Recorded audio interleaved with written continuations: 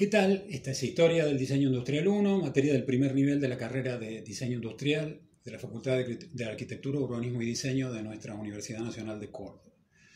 Vamos a tratar aquí de comprender, tanto teórica como metodológicamente, la construcción de la manta, que es un dispositivo que nos permite observar la historia.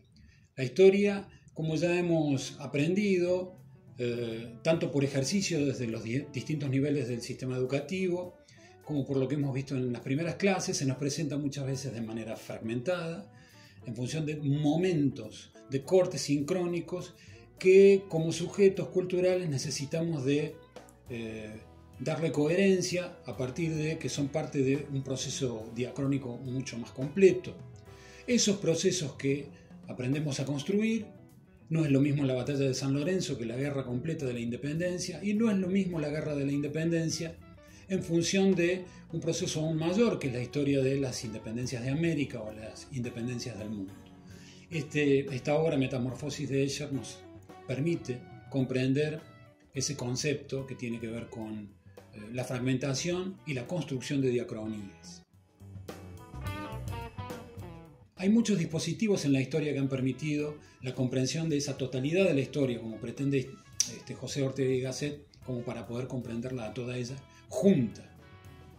El calendario cósmico de Carl Sagan es uno de los que más impacto produce en función de que el norteamericano ha condensado la historia del universo en solamente un año calendario, esos 15.000 millones de años.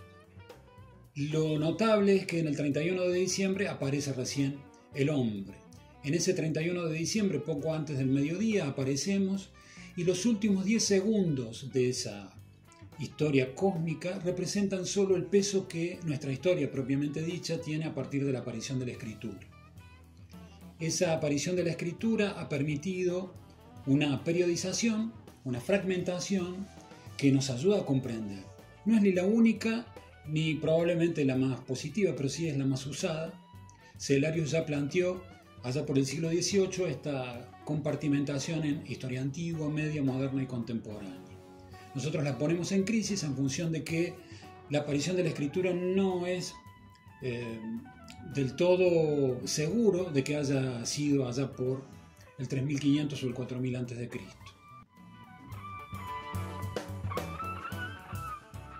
Nuestro dispositivo, como para poder abordar la complejidad de la historia, al menos el proceso que nosotros encaramos, que es gran parte del siglo XVIII, todo el siglo XIX y las primeras 3 décadas del XX, es la manta. La llamamos así en función de ser una metodología analógica de triangulación histórico-analítica. También el nombre nos ayuda a reírnos un poco o a ser irónicos en función del tamaño. Lo que pasa es que el tamaño permite también el volcar sobre ella una cantidad de información que se va recogiendo durante el año. Todas estas son las definiciones del Diccionario Hispánico Universal. Nosotros nos quedamos con 3 a partir de la recuperación de algunas cuestiones que nos ayudan a acercarnos al espíritu de la manta. La manta, dice el diccionario, es aquello que permite abrigarnos en los viajes, en este viaje histórico. Es también lo que permitía y permite en las minas el recoger, agrupar el material extraído y poder trasladar.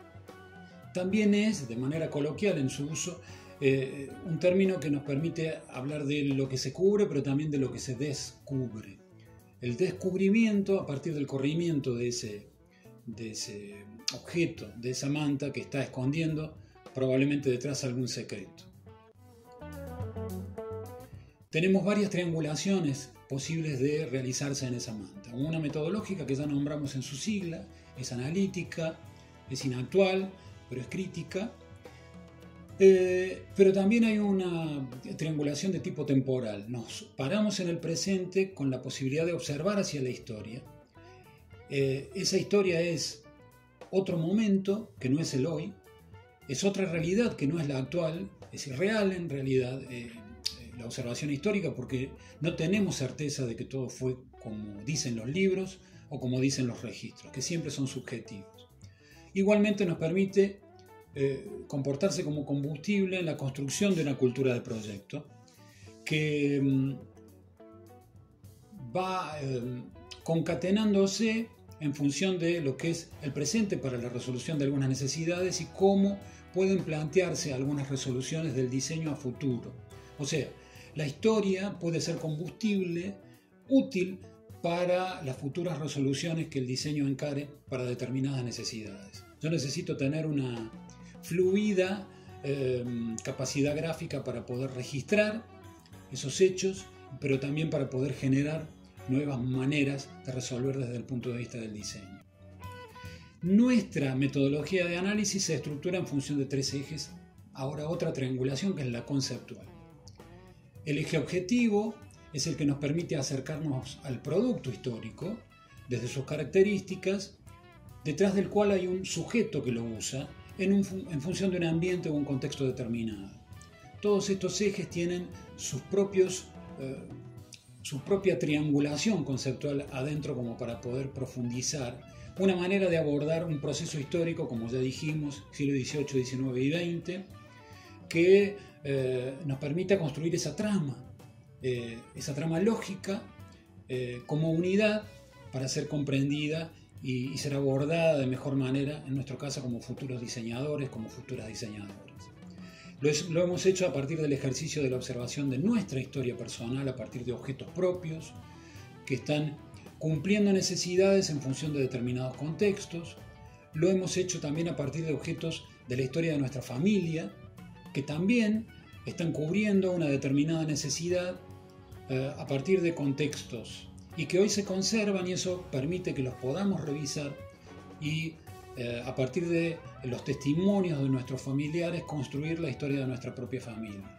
De esa manera nos comprendemos como sujetos con historia propia, con historia de una familia como grupo social, y como grupo social en esa familia partes de un grupo social aún mayor, que es nuestra comunidad o nuestra cultura.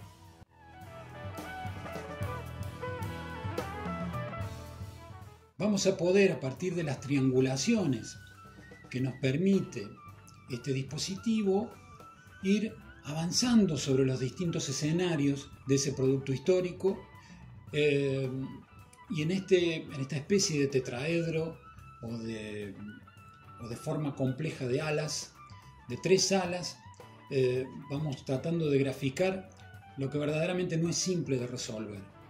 Pero, por ejemplo, a partir de la función de un producto histórico, podemos entender que hay un comportamiento detrás que tiene que ver con una pauta cultural construida socialmente.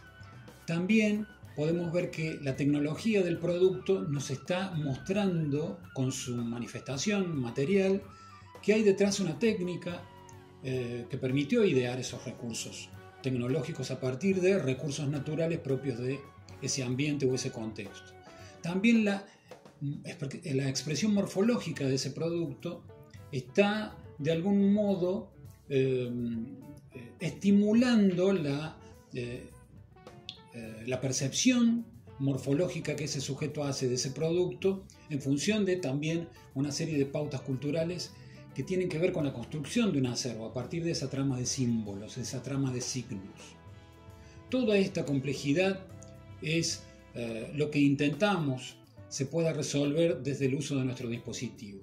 Nuestro adjunto, el profesor Fernando Valdés, ha aportado una cantidad de preguntas que permiten ir profundizando cada uno de esos conceptos en cada uno de los 3 ejes, de manera de no quedarse con la respuesta superficial de cuál es la función o cuál es el comportamiento detrás de esa función, sino ir profundizando en preguntas que nos permitan ir averiguando, construyendo una trama más compleja, una trama más granulada, una trama con más contenido. La importancia del ejercicio histórico tiene que ver con ir ensayando esta posibilidad de observar complejidades culturales. En otro tiempo, sí, pero esa trama, esa interrelación entre las distintas esferas que tienen que ver con lo social, lo político, lo económico, lo tecnológico, el sistema productivo o la propia biosfera, van atándose, y en esas ataduras, en esos nudos, van estableciéndose entre ellos una serie de relaciones que solo el análisis nos va a permitir determinar y de algún modo ordenar, para poder, constituirse como un ejercicio que, practicado hacia el pasado, es el análisis histórico crítico, y practicado hacia el mediano plazo o el corto plazo a futuro, es la posibilidad de ejercer el diseño y entender que hay nuevas maneras de resolver las viejas necesidades.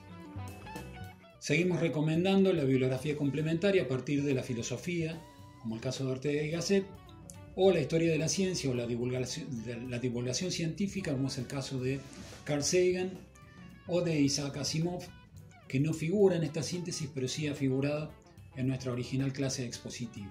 Agradecemos muchísimo la atención, esperamos que este pequeño video pueda servir como instructivo y de algún modo como ayuda para el uso de este dispositivo tan importante para nosotros. Muchas gracias.